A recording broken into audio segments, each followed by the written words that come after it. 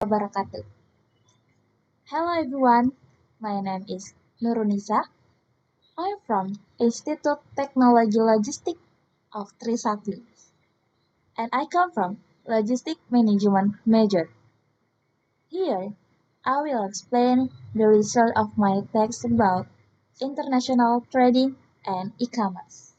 Was taught by Mr. Agin Ringan Purba, SE.MM.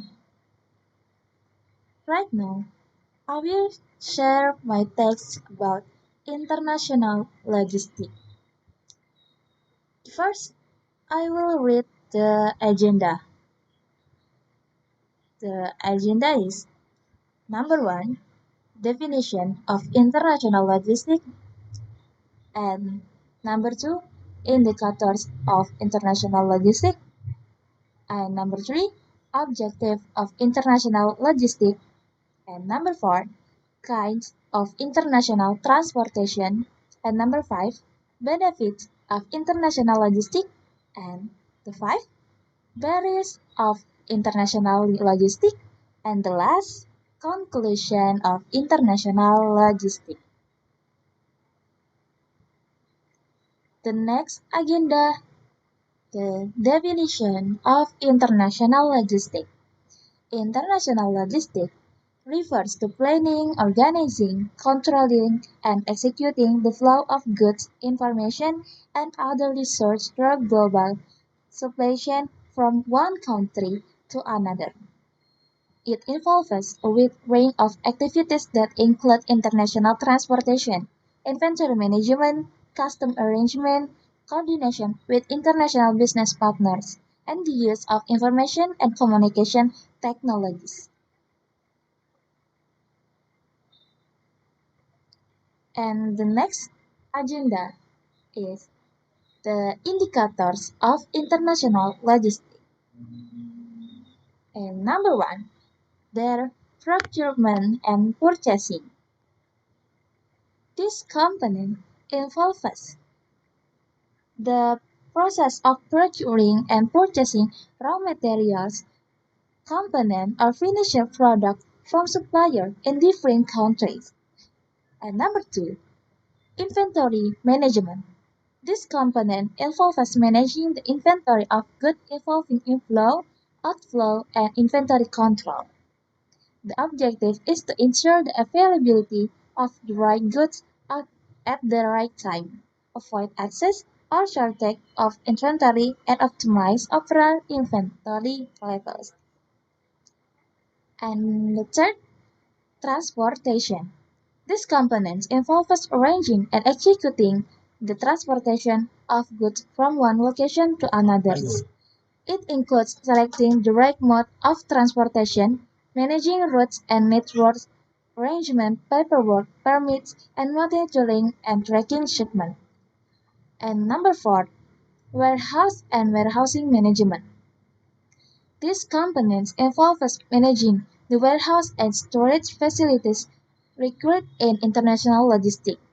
And number 5, supply chain management. These components involve the coordination and integration of various activities in the global supply chain. It includes planning and coordinating the flow of goods, information, and resources from suppliers to end customer. And number 6, custom and excise. This component involves meeting the legal and regulatory requirements of custom. It includes custom document processing, calculation of import duties and taxes, compliance with export and import regulation, and monitoring and enforcement of custom policies. Sorry. And the last Information and Communication Technology, or ICT. This component involves the use of information and communication technology in support of international logistic operation.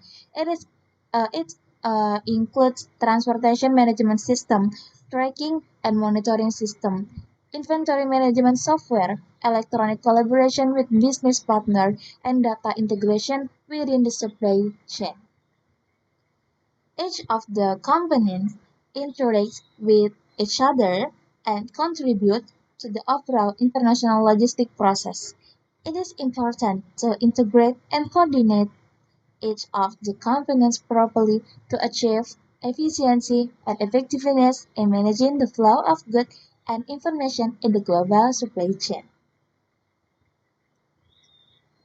The next agenda is kind of international transportation.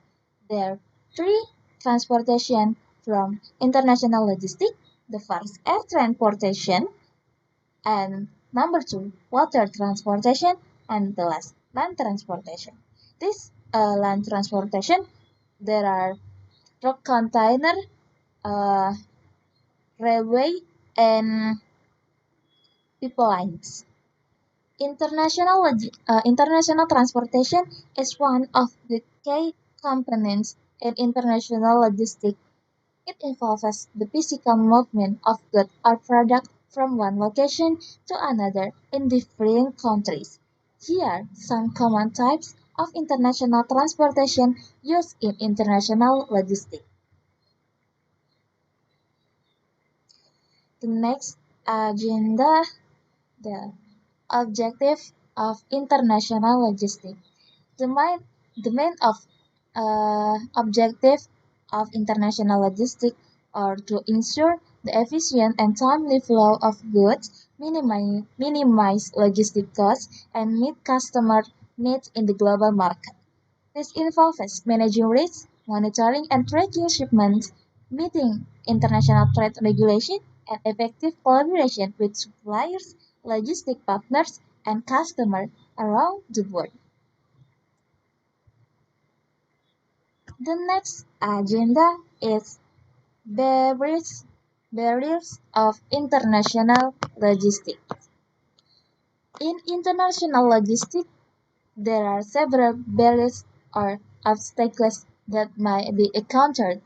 These barriers can affect the smooth flow of goods and information in the global supply chain. Here, some examples of common barriers in international logistics. The first, legal and regulatory restriction. Every country has rules and regulations that govern international logistic activities, including customs, licensing, export and import regulation, and international trade claims. Non-compliance with this rule can lead to delays and additional costs. In addition, sudden changes in policies and regulation can disrupt the flow of international logistics. And number two, custom and excise issues. Complex custom procedures and fulfillment of strict custom requirements can be a hindrance in international logistics. Delay at custom, intensive inspection, and clerical errors can result in shipment delay and additional costs. Non-compliance with custom regulation can result in extension and bottlenecks in the logistic process. And number three, language and cultural difference.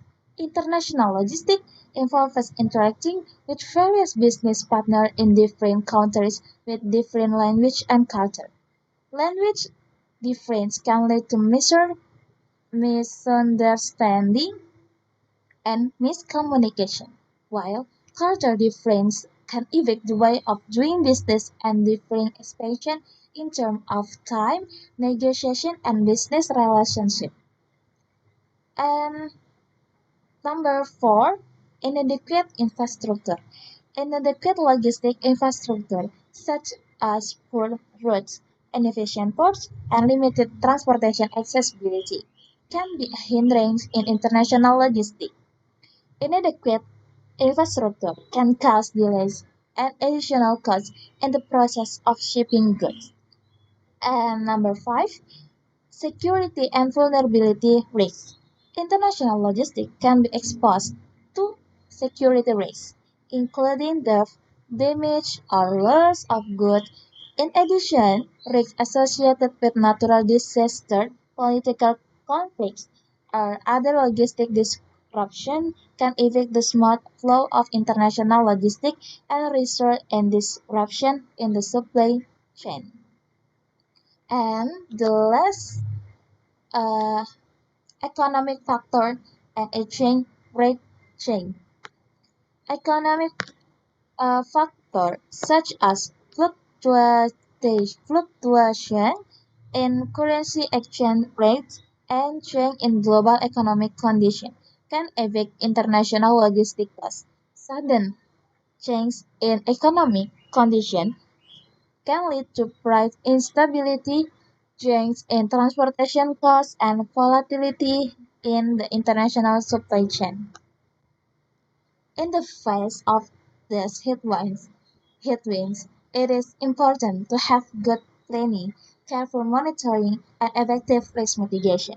Collaboration with business partners, a deep understanding of regulation and procedures, and investment in adequate technology and infrastructure can help overcome the challenge of international logistics.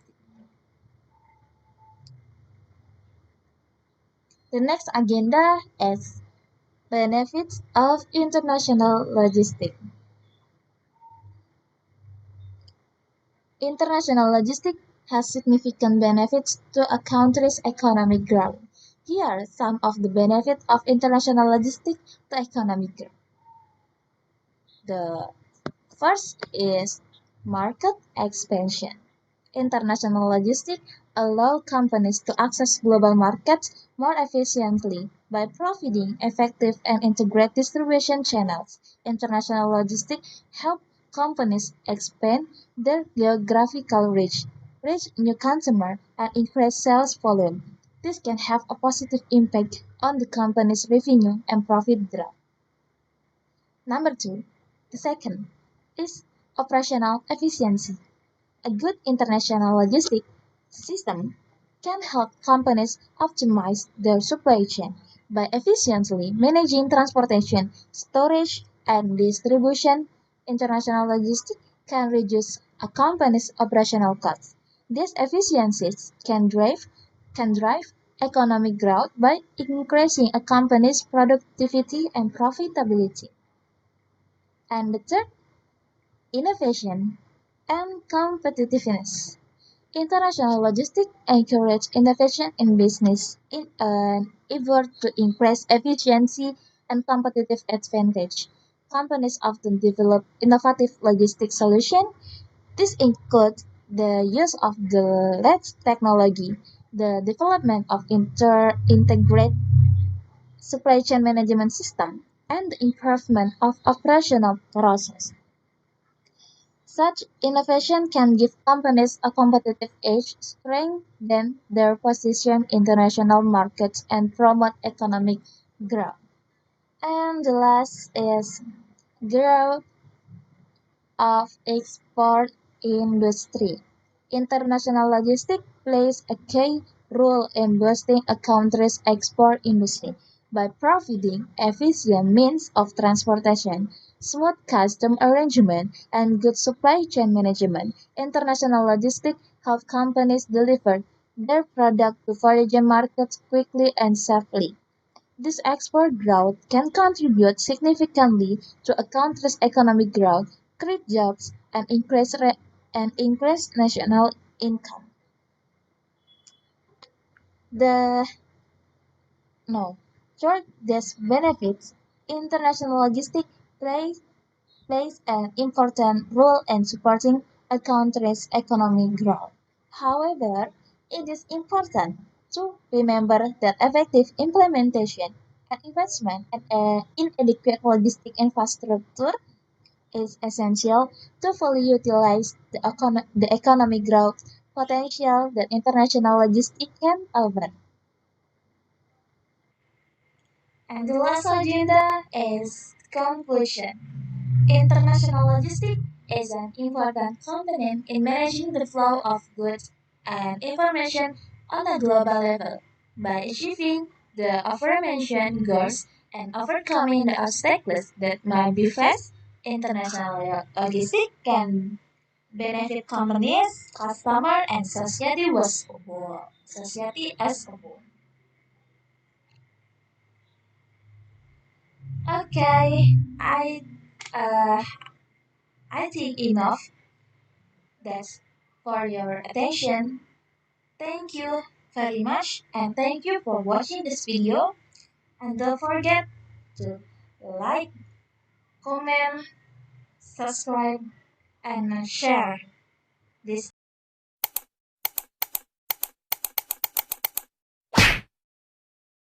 Audio Jungle.